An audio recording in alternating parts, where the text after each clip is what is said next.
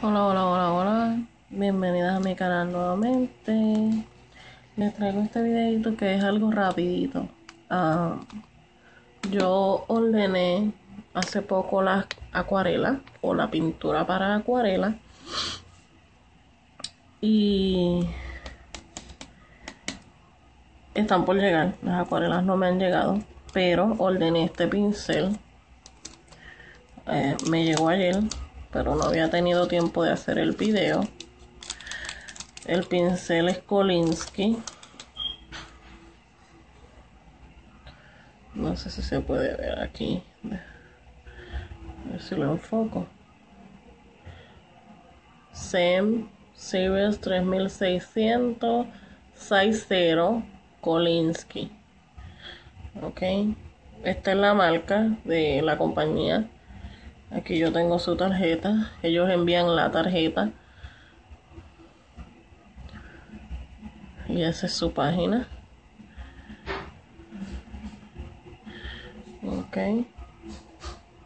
Esa es la página y los pinceles son bastante buenos. No es la primera vez que yo compro, pero no antes no hacía video.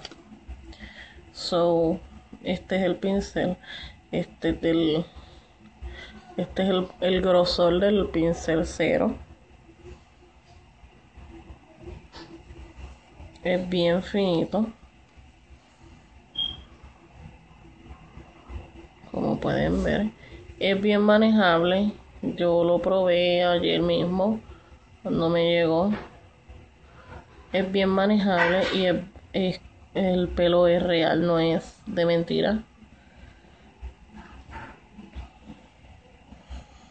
Y este es el que se están usando, los que se están usando para la acuarela, porque es pequeño, es fino. Ok. Pues este es el pincel.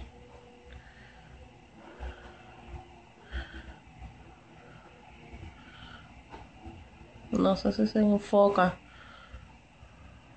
Ahí. El doble cero, no, 60, pelado. Y esta es la página. www.sembrush.com. Ok, espero que les guste el videito. Coméntenme lo que quieren ver en el canal para entonces poner manos a la obra. Ok, bendiciones a toditas. Será hasta el próximo video. Bye.